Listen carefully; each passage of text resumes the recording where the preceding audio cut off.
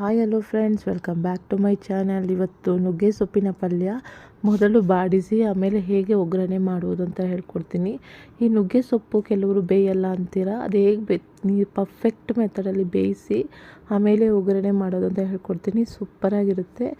ಚಪಾತಿ ಜೊತೆಗೆ, ರೊಟ್ಟಿ ಜೊತೆಗೆಲ್ಲ ತುಂಬ ಚೆನ್ನಾಗಿರುತ್ತೆ. ಅನ್ನದ ಜೊತೆಗೆಲ್ಲ ಹೇಗೆ ಮಾಡೋದು ಅಂತ ಹೇಳ್ಕೊಡ್ತೀನಿ. ಸ್ಕಿಪ್ ಮಾಡ್ದೆ ಹಾಗೆ ನೋಡಿ ಫ್ರೆಂಡ್ಸ್, ಸೊಪ್ಪೆಲ್ಲ ಬಿಡಿಸಿಟ್ಕೊಂಡಿದ್ದೀನಿ. ಅದನ್ನು ಚೆನ್ನಾಗಿ ವಾಶ್ ಮಾಡ್ಕೊಬೇಕು.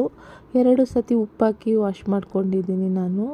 ಈಗ ನೋಡಿ, ಒಂದು ಸ್ಟವ್ ಮೇಲೆ ದಪ್ಪನೇ ತಳ ಇರೋ ಪಾತ್ರೆನ ನಾನು ತೊಗೊಂಡಿದ್ದೀನಿ. ಮೊದಲಿಗೆ ಬಾಡಿಸೋದ್ರಿಂದ ಎಣ್ಣೆ ಏನೂ ಹಾಕ್ತಲೇ ದಪ್ಪ ಇರೋ ಪಾತ್ರೆ ಉತ್ತಮ. ನಾನಿಲ್ಲಿ ಕಡಾಯಿ ತೊಗೊಂಡಿದ್ದೀನಿ, ಕಬ್ಬಿಣದ ಕಡಾಯಿ. ನಿಮ್ಮ ಹತ್ರ ಕುಕ್ಕರ್ ಇದ್ದರೆ ಕುಕ್ಕರಲ್ಲಿ ಮಾಡ್ಕೊಬೋದು, ಇಲ್ಲ ದಪ್ಪ ತಳ ಇರೋ ಪಾತ್ರೆ ಯಾವುದಲ್ಲಿ ಬೇಕಾದರೂ ಈ ಪಲ್ಯ ಮಾಡ್ಕೊಬೋದು. ಮೊದಲಿಗೆ ನೀರಲ್ಲಿ ಚೆನ್ನಾಗಿ ವಾಶ್ ಮಾಡಿ ನಾನು ಆ ಕಡಾಯಲ್ಲಿ ಹಾಕ್ಕೊತಾ ಇದ್ದೀನಿ. ಸ್ಟವ್ನ ಆನ್ ಮಾಡಿ ಸಿಮ್ಮಲ್ಲೇ ಇಟ್ಟು ಚೆನ್ನಾಗಿ ನೀರು ಹಿಂಗೋ ತನಕ ಬಾಡಿಸ್ಬೇಕು. ಸೊಪ್ಪಲ್ಲಿ ಈ ನೀರು ಹಿಂಗಿದ ಮೇಲೆ ಏನು ಮಾಡಬೇಕು ಅಂದರೆ ಒಂದು ಅರ್ಧ ಲೋಟ ನೀರು ಹಾಕಬೇಕು. ನೋಡಿ, ಸೊಪ್ಪು ಚೆನ್ನಾಗಿ ಹಿಂಗಿದೆ. ಇವಾಗ ಅರ್ಧ ಲೋಟ ನೀರು ಹಾಕ್ಕೊತಾ ಇದ್ದೀನಿ. ರುಚಿಗೆ ತಕ್ಕಷ್ಟು ಮೊದಲು ಸ್ವಲ್ಪ ಉಪ್ಪು ಹಾಕ್ಕೊಳ್ಳಿ. ಸೊಪ್ಪಿಗೆ ಯಾವತ್ತು ನಾವು ಸೊಪ್ಪು ಹಾಕಬೇಕಾದ್ರೆ ಜಾಸ್ತಿ ಇರುತ್ತೆ, ಆಮೇಲೆ ಹಿಂಗಿದ ಮೇಲೆ ಸ್ವಲ್ಪ ಕಡಿಮೆ ಆಗುತ್ತೆ. ಅದಕ್ಕೆ ತಕ್ಕ ಹಾಗೆ, ರುಚಿಗೆ ತಕ್ಕ ಹಾಗೆ ನೀವು ಉಪ್ಪು ಹಾಕ್ಕೊಳ್ಳಿ. ಸ್ವಲ್ಪ ಕಡಿಮೆನೇ ಹಾಕ್ಕೊಳ್ಳಿ. ಫೈನಲಾಗಿ ಬೇಕು ಅಂದರೆ ನಿಮಗೆ ಬೇಕಾದರೆ ಇನ್ನೂ ಸ್ವಲ್ಪ ಉಪ್ಪು ಹಾಕ್ಕೊಬೋದು. ಇದಕ್ಕೆ ಮಸಾಲ ರೆಡಿ ಮಾಡ್ಕೊಳಲ್ಲ. ಮೊದಲು 5 ಒಣಗಿದ ಮೆಣಸಿನ್ಕಾಯಿನ ಹುರಿದಿಟ್ಕೊತಿದ್ದೀನಿ. ಇದಕ್ಕೆ ಕಡಲೆಬೀಜನೂ ಸೇರಿಸ್ಕೊಬೇಕು. ನಾನು ಆಲ್ರೆಡಿ ಕಡಲೆಬೀಜ ಪುಡಿ ಇರೋದ್ರಿಂದ ನಾನು ಇದಕ್ಕೆ ಕಡಲೆಬೀಜ ಪುಡಿನ ನಾನು ಹಾಕ್ಕೊತಿಲ್ಲ. ನಿಮಗೆ ಬೇಕು ಅಂದರೆ ಈ ಒಣಗಿದ ಮೆಣಸಿನ್ಕಾಯಿ ಜೊತೆನೇ ಒಂದು 2 ಟೇಬಲ್ ಸ್ಪೂನ್ ಆದಷ್ಟು ಕಡಲೆಬೀಜನ ಹುರಿದುಬಿಟ್ಟು ಸಿಪ್ಪೆ ತೆಗೆದು ಒಣಗಿದ ಮೆಣಸಿನ್ಕಾಯಿ ಮತ್ತು ಕಡಲೆಬೀಜನ ಒಟ್ಟಿಗೆ ಹಾಕಿ ರುಬ್ಕೊಬೋದು. ನಾನು ಸಪ್ರೇಟಾಗಿ ಮಾಡಿಟ್ಕೊಂಡಿದ್ದೀನಿ. ನೋಡಿ, ಕಡಲೆಬೀಜದ ಪುಡಿ ಹುರಿದ್ಬಿಟ್ಟು ಪುಡಿ ಮಾಡಿಟ್ಕೊತೀನಿ ಯಾವಾಗಲೂ ನಾನು ಎಮರ್ಜೆನ್ಸಿಗೆ. ನೋಡಿ, ಇದು ಒಂದು 2 ಟೇಬಲ್ ಸ್ಪೂನ್ ಆದಷ್ಟು ಕಡಲೆಬೀಜದ ಪುಡಿ ಇದೆ. ಇದು ಒಂದು ಕಡೆ ಇರಲಿ. ಈಗ ನೋಡಿ, ಸೊಪ್ಪು ಚೆನ್ನಾಗಿ ಬೆಂದಿದೆ. ನೀರೆಲ್ಲ ಹಿಂಗಿಬಿಟ್ಟು ಸೊಪ್ಪು ಚೆನ್ನಾಗಿ ಬೆಂದಿದೆ.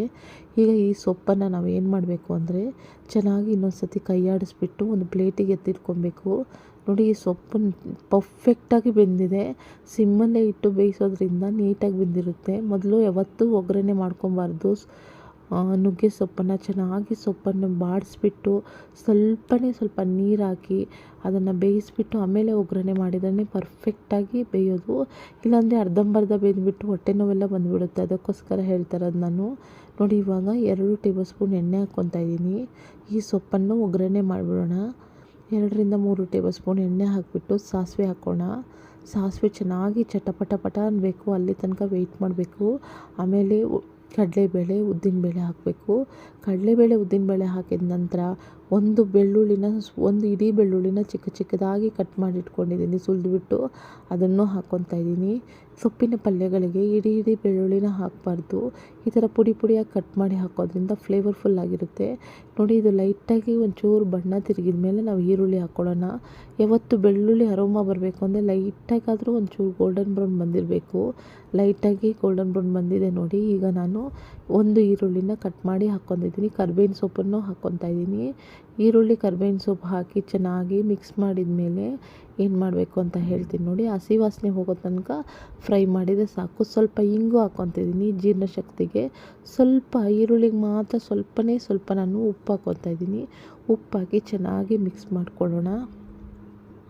ಉಪ್ಪು ಒಂದು ಸ್ವಲ್ಪ ಮಿಕ್ಸ್ ಮಾಡಿ ಬೇಕಾದರೆ ನೀವು ಸ್ವಲ್ಪ ನೋಡಿ ಉಪ್ಪು ಹಾಕ್ಕೊಳ್ಳಿ. ಇವಾಗ ನೋಡಿ, ಕಡಲೆಬೀಜದ ಪುಡಿ ಹಾಕ್ಕೊತಾ ಇದ್ದೀನಿ. 2 ಟೇಬಲ್ ಸ್ಪೂನ್ ಕಡಲೆಬೀಜದ ಪುಡಿ ಮತ್ತು ಸ್ವಲ್ಪ ಎಷ್ಟು ಬೇಕೋ ಅಷ್ಟು ಒಣಗಿದ ಮೆಣಸಿನ್ಕಾಯಿ ಖಾರಕ್ಕೆ ತಕ್ಕ ಹಾಗೆ ಪುಡಿ ಮಾಡಿಟ್ಕೊಂಡಿರ್ತೀವಲ್ಲ ಅದನ್ನು ಸೇರಿಸ್ಕೊತಿದ್ದೀನಿ. ಮತ್ತು ಬಾಡಿಸಿ ಇಟ್ಟಂತಹ ಸೊಪ್ಪನ್ನು ಸೇರಿಸ್ಕೊತಾ ಇದ್ದೀನಿ. ನುಗ್ಗೆ ಸೊಪ್ಪನ್ನು ಚೆನ್ನಾಗಿ ಮಿಕ್ಸ್ ಮಾಡಿ ಸಿಮ್ಮಲ್ಲೇ ಇಡಿ, ತಳ ಹಿಡಿದಲ್ಲೇ ಸಿಮ್ಮಲ್ಲೇ ಇಟ್ಟು ಚೆನ್ನಾಗಿ ಮಿಕ್ಸ್ ಮಾಡಿ. ಈ ಸೊಪ್ಪು ಚೆನ್ನಾಗಿ ಆ ಮಸಾಲೆಲ್ಲ ಮಿಕ್ಸ್ ಆಗೋ ತನಕ ಮಿಕ್ಸ್ ಮಾಡಬೇಕು. ನೋಡಿ, ಈ ಥರ ಮಿಕ್ಸ್ ಮಾಡಿ ಒಂದು ಸ್ವಲ್ಪ ಹೊತ್ತು ಈ ಮಸಾಲ ಹತ್ಕೋಬೇಕಲ್ವ, ಅದಕ್ಕೆ ಸಿಮ್ಮಲ್ಲೇ ಇಟ್ಟು ಇದನ್ನು ಮಿಕ್ಸ್ ಮಾಡಿದರೆ ಸೂಪರಾಗಿರೋ ನುಗ್ಗೆ ಸೊಪ್ಪಿನ ಪಲ್ಯ ಡಿಫ್ರೆಂಟ್ ಮೆಥಡಲ್ಲಿ ರೆಡಿ ಆಗುತ್ತೆ. ಈ ರೆಸಿಪಿ ಇಷ್ಟವಾದಲ್ಲಿ ನನ್ನ ಚಾನಲ್ ಲೈಕ್ ಮಾಡಿ, ಶೇರ್ ಮಾಡಿ, ಕಮೆಂಟ್ ಮಾಡಿ, ಮರೆಯದೆ ಸಬ್ಸ್ಕ್ರೈಬ್ ಮಾಡಿ, ಬೆಲ್ ಐಕಾನ್ ಆಲ್ ಅಂತ